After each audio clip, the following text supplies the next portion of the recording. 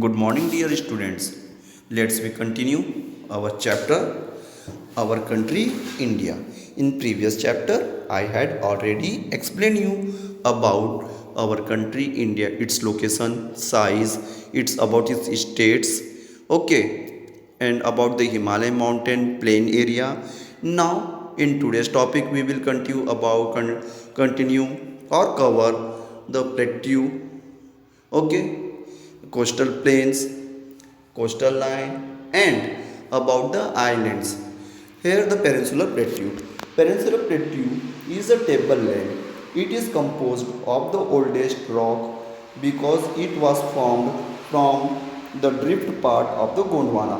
तो हम प्लेट्यू को एक प्रकार से माउंटेन कह सकते हैं, लेकिन इसकी जो हाइट होती है माउंटेन से कम होती है और इसकी खासियत रहती है प्लेट्यू की कि इसका जो टॉप का एरिया रहता है वो टेबल की तरह फ्लैट रहता है।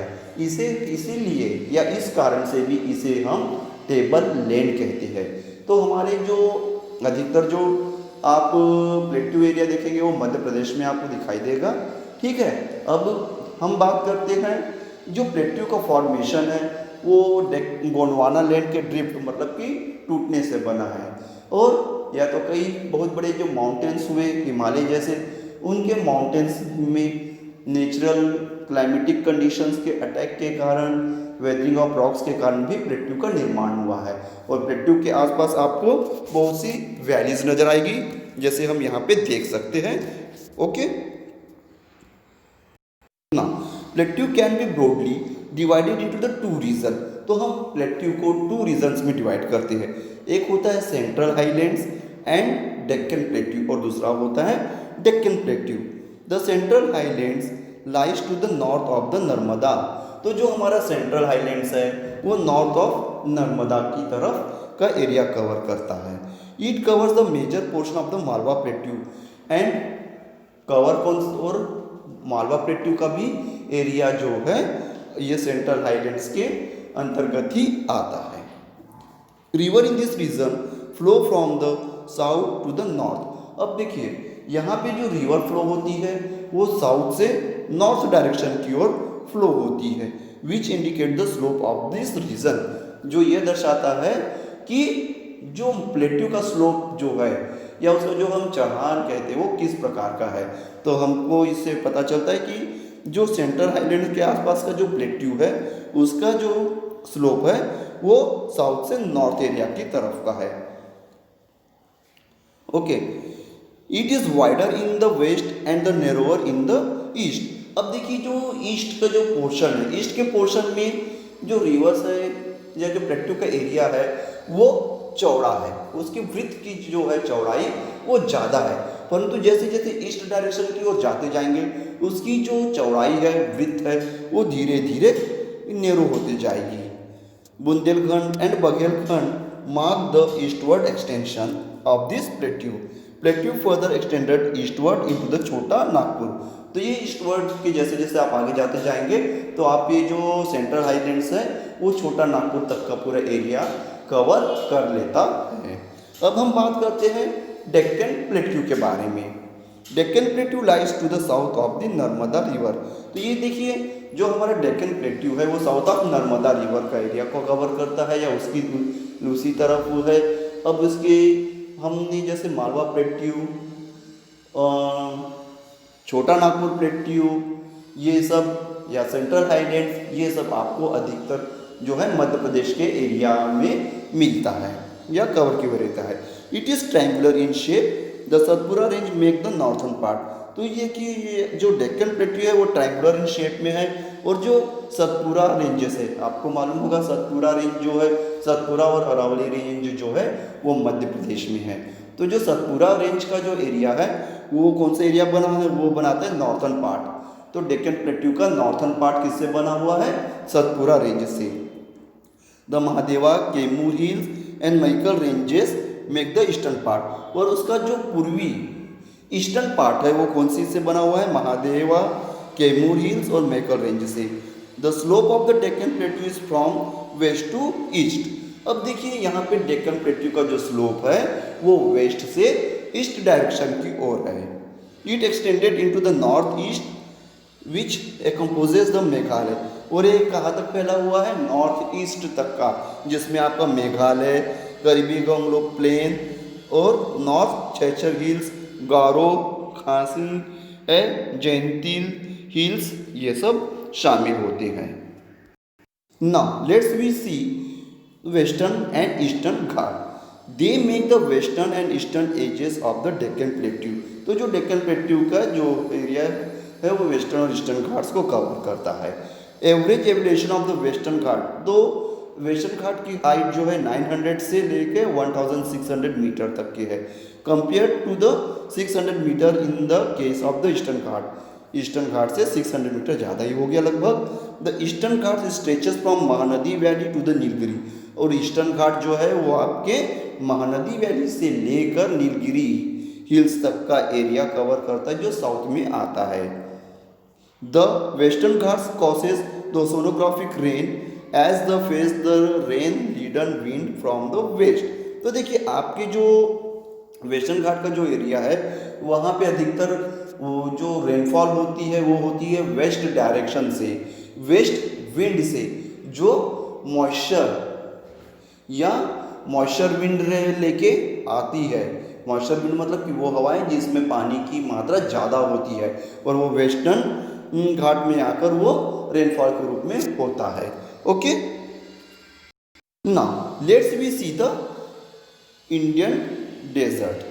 The great Indian desert is known as the Thar desert. तो जो हम ग्रेट इंडियन डेजर्ट जो है हमारे भारत में, उसे हम थार डेजर्ट के नाम से भी जानते हैं। Is the large arid region in the north western part of the Indian सब कॉन्टिनेंट। ये भारत के कौन से एरिया में है, नॉर्थ वेस्टर्न पार्ट में है।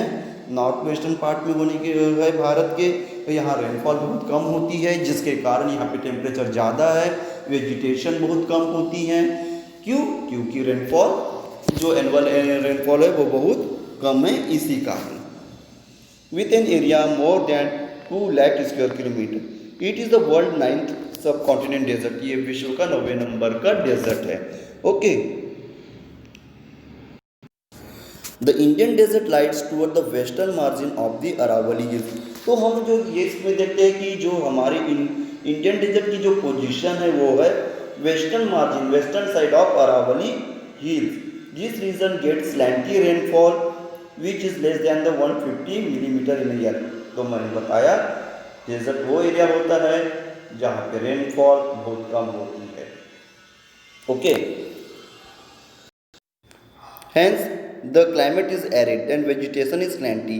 तो इन्हीं के कारण कम रेनफॉल या स्लैंटी रेनफॉल होने के कारण वहाँ पे वेजिटेशन बड़ी मुश्किल से ग्रो करती है या सर्वाइव कर पाती है। Luni is only the large river, ठीक है, लूनी नाम की जो रिवर है वो सबसे लार्ज रिवर है इस एरिया की, और कभी कभार बरसात के दिनों में छोटे वाटर के स्ट्रीम्स भी आपको इस एरिया में नजर आएंगे। Okay, so let's we continue another topic. The coastal plain. The peninsular plateau is flanked by the stretch of the narrow coastal strip. They run along the Arabian Sea on the west and along the Bay of Bengal.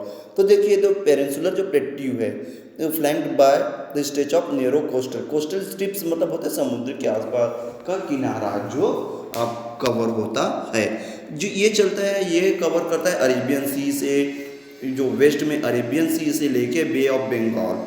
ठीक, the western coast lies between the western ghat. तो western quotes जो है, इस area का जो western coat है वो western Ghats को कवर करता है और एंड द अरेबियन सी को। It is divided into the 3 section. इसको हम 3 पार्ट्स में डिवाइड करते हैं, Konkan which comprises the Mumbai और Goa make the northern part. तो नॉर्थन पार्ट किससे बना हुआ है? मुंबई और गोवा को लेके। The Kanara plain makes the central part, और जो कंडा प्लेन होता है वो सेंट्रल पार्ट बनाता है इसका। And the Malabar coast makes the Malabar coast. तो मालाबार आपने मैप में देखा होगा, आपके लेफ्ट हैंड साइड का जो एरिया मालाबार कोस्ट ईस्टर्न घाट वेस्टर्न घाट कवर करता है। तो western coastal plain is wider and level. तो जो हमारा वेस्टर्न कोस्टल प्लेन है समुद्री एरिया का, वो वाइडर है कंपेयर टू द ईस्टर्न और लेवल है। Runs along the bay of Bengal, और ये बे ऑफ बंगाल तक के एरिया को कवर करता है। Is divided into the 2 parts. ये भी 2 पार्ट्स में डिवाइड है। पहला है the northern part is called the northern Circars, जो नॉर्थन एरिया इसको कहते हैं northern Circars. The southern part is called the Coromandel coast. Extensive delta form by the large river. इस एरिया में आपको सबसे ज़्यादा डेल्टा मिलेगा जो गोदावरी, महानदी, कावेरी जैसे नदियों से मिलके बना रहता है। और चिल्का लेक जो फ्रेश वाटर लेक है जो आपको कहाँ पे मिलेगी, उड़ीसा में। ये भी इस आपको वेस्टर्न कोस्ट लाइन के एरिया में ही मिलेगा। Okay. The island. An island is an piece of a subcontinental land that surrounded by the water. तो आइलैंड मतलब वो जमीन का वो हिस्सा जो सब तरफ पानी से घिरा हुआ हो, जैसे हम यहाँ देख सकते हैं। तो हमारा जो एरिया है वो है अंडमान निकोबार, ठीक है। अंडमान निकोबार और लक्षद्वीप का एरिया है हमारे भारत में जो सब तरफ पानी से घिरा हुआ है। Okay. The island. The Lakshadweep island are in the Arabian sea. तो जो लक्षद्वीप है वो अरेबियन सी में सिचुएटेड है। उसका एरिया 32 किलोमीटर है और एडमिनिस्ट्रेटिव हेडक्वार्टर है कविट्री island. This group of island is rich in term of biodiversity. यहाँ पे आपको विभिन्न प्रकार के पेड़ पौधे और एनिमल्स देखने के लिए मिल जाएंगे जिसे हम बायोडाइवर्सिटी कहते हैं। अब हम बात करते हैं अंडमान और निकोबार की। तो it is bigger in size. और ये जो है अंडमान निकोबार जो है वो लक्षद्वीप से बड़ा है साइज में। This group of island can be divided into 2 groups. इसे हमने 2 ग्रुप में डिवाइड किया। पहला है अंडमान इन द नॉर्थ, ठीक है, और दूसरा है निकोबार इन द साउथ। तो अंडमान जो है आपका वो नॉर्थ में है, ठीक है। The Andaman is in the north and Nicobar is in the south. और यहाँ पे भी आपको विभिन्न प्रकार के पेड़ पौधे, बर्ड्स एंड एनिमल्स मिल जाएंगे। So we have completed this chapter. Thank you.